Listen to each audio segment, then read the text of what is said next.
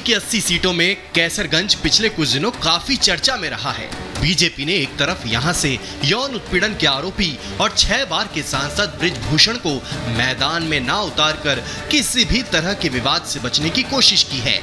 साथ ही ये ध्यान रखने के लिए कि कैसरगंज और आसपास के इलाकों में उसका दबदबा कम ना हो जाए, बृजभूषण के छोटे बेटे करण सिंह को टिकट दिया है। हालांकि बृजभूषण ने चुनाव प्रचार की कमान खुद संभाल रखी है।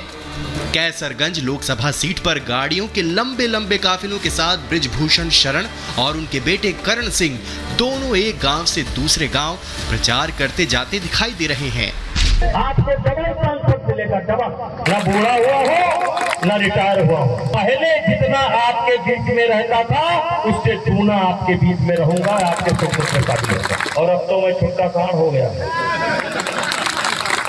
अब तो आपके लिए किसी से भी भिड़ सकता हूँ। बृजभूषण अपने बेटे के लिए वोट मांग रहे हैं, लेकिन भाषणों में अक्सर टिकट न मिलने का दर्द भी झलक जाता है। इस बार वो गोंडा में चुनावी मंच पर ही भावुक हो गए। हम चुप नहीं रह सकते, इसीलिए षड्यंत्र होता रहता। सन 1996 में भी षड्यंत्र हुआ था, तो हमारी पत्नी सांसद बनी। 2024 में हमारे साथ षड्यंत्र हुआ। 1.5 साल से ये शरीर पत्थर का हो चुका है। कितने वार हुए हैं इसके ऊपर। चुनाव प्रचार के दौरान बृजभूषण ने बड़ा बयान देते हुए कहा कि हिंदू मुसलमानों का डीएनए एक ही है। कोई कहे या ना कहे, हम कहते हैं आप हमारा ही खून। अगर डीएनए टेस्ट कराया जाएगा तो 5 पीढ़ी पहले आप हमारा ही खून। दूसरी तरफ अब इंडिया गठबंधन भी परिवारवाद के खिलाफ बोलने वाली बीजेपी को निशाना बना रहा है। साथ ही इंडिया अलायंस के नेता बृजभूषण पर लगे गंभीर आरोपों को चर्चा में बनाए रखने का प्रयास कर रहे हैं।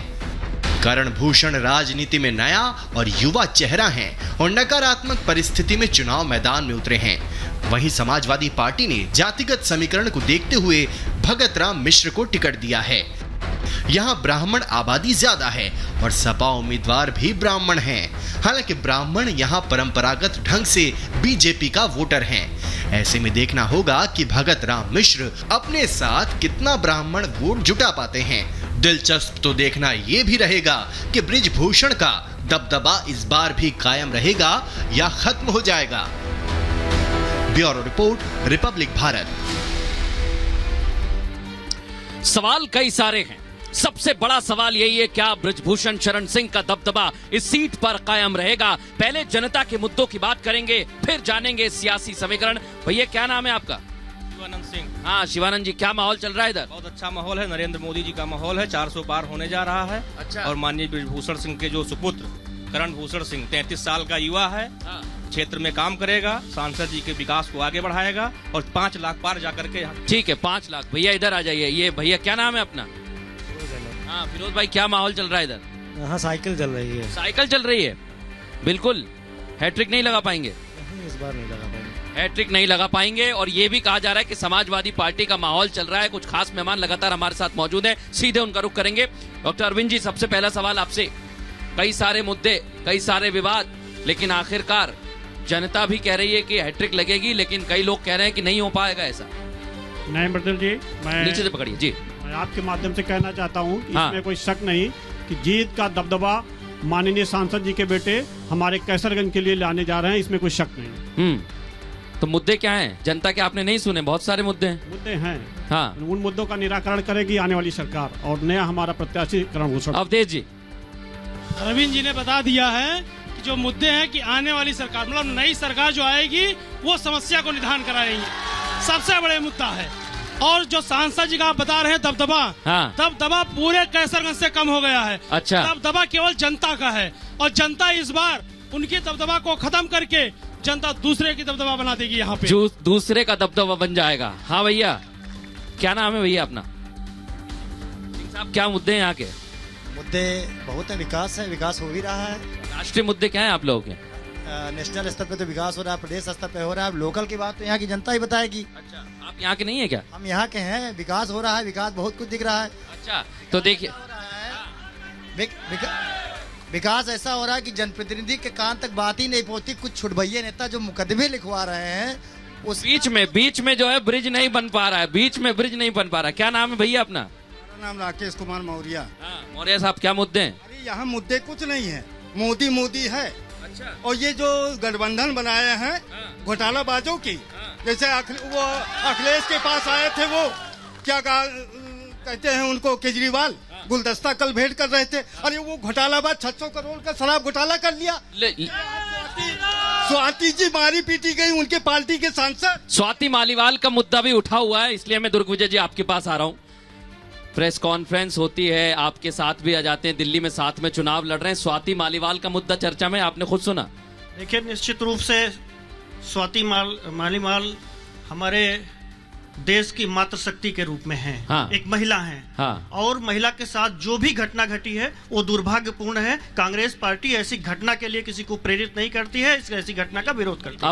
अवधेश जी मणिपुर बता रहे हैं कान में, लेकिन ये बता दूं मैं आपको, आम आदमी पार्टी बोल रही है कि ये साजिश है बीजेपी की। लेकिन उसके साथ साथ मैं आज भारतीय जनता पार्टी से पूछना चाहता हूं कि मणिपुर में छोटी छोटी बच्चियों के साथ सरेआम सड़क पर घसीटकर उनको नंगा करके उनका बलात्कार किया जाता है। उन्नाव में देख लीजिए, भारतीय जनता पार्टी के विधायक एक मात्र शक्ति के साथ बलात्कार करते हैं, बाद में जेल जाते हैं। आगे चलिए, तमाम घटनाएं ऐसी दिखती है। तो ये केस भी वैसा ही है, ये केस भी वैसा ही, आप ये कह रहे हैं? जैसा मणिपुर था, जैसा उन्नाव था, ये केस भी वैसा ही है स्वाति मालीवाल का। प्रधानमंत्री जी जिस तरह से, मैंने आपकी बात मान ली, आपने कहा मणिपुर में हुआ, मैं मान लेता हूँ। क्या स्वाति मालीवाल का केस भी ठीक वैसा ही है? यहाँ पर भी आप बता रहे हैं कि विभव कुमार विक्टिम है या स्वाति मालीवाल विक्टिम है? क्या कहना मैं चाहता हूँ कि इसकी निष्पक्ष जांच की जाए। अगर वो दोषी क्योंकि दोनों को नहीं बताया जा सकता ना। अरविंद जी, मैं आपके पास आऊँ। उमेश जी, यहाँ पर कह रहे हैं कि आपने जाति का माहौल बना दिया है ब्राह्मण चेहरा उतार के, ब्राह्मण बोल सीट पे। जाति का माहौल नहीं है, हमारी नेता ने हमेशा सोशल इंजीनियरिंग फार्मूले का अख्तियार किया है। बड़े गर्व की बात है कि देवी पाटन मंडल में बहुजन समाज पार्टी ने 2 दिग्गज ब्राह्मणों को टिकट दे करके यहाँ उतारा है। मैं बहन जी को आभार व्यक्त करता हूँ। तो मतलब ब्राह्मण चेहरा आपका सोशल इंजीनियरिंग है, जाति नहीं है? नहीं, सोशल ब्राह्मण चेहरा, ब्राह्मण के बल पर तो सब फल फूल रहे हैं। ठीक है, और भी लोग मेरे साथ मौजूद है। भैया, क्या नाम है अपना? मेरा नाम विवेक है। हाँ विवेक जी, मुद्दे बताइए। मैं भारतीय जनता पार्टी के प्रवक्ता से ये पूछना चाहता हूं कि एक तरफ आपकी सरकार आर्थिक सुधारों की बात करती है और दूसरी तरफ इन नेताओं को 5-5 पेंशन दे रही है। इस तरीके से आप आर्थिक सुधार करेंगे, दूसरी तरफ जवानों को पेंशन नहीं, अर्धसैनिक बलों को पेंशन नहीं, और उनकी नौकरी तक आप खा गए। उनकी नौकरी अब 4 साल की रह गई। ठीक है, पेंशन का मुद्दा, खड़े हो जाइए भैया। देखिए, ये टी शर्ट विशर्ट पहन के आए हैं, बहुत सारे मुद्दे हैं। भैया, आपने स्पेशल बनवाई है क्या? संगठन से जुड़े हुए हैं? किसी संगठन जुड़े हुए? हमारा संगठन MOPS अटेवा पुरानी पेंशन बहाली के लिए संघर्ष कर रहा है। CISF, BSF जैसे हमारे जवान, अभी हमने शाम को देखा, हमारे कैसरगंज में ITBP के जवान हमारे और CISF के जवान पेट्रोलिंग कर रहे थे और वो शहीद हो जाते, चाहे पुलवामा हमारा जवान शहीद होता हो। क्या हम अपने भाइयों से पूछना चाहते हैं, अपने साथियों से पूछना चाहते हैं जो हमारा नेतृत्व कर रहे हैं, क्या उनको पेंशन नहीं मिलनी चाहिए? पेंशन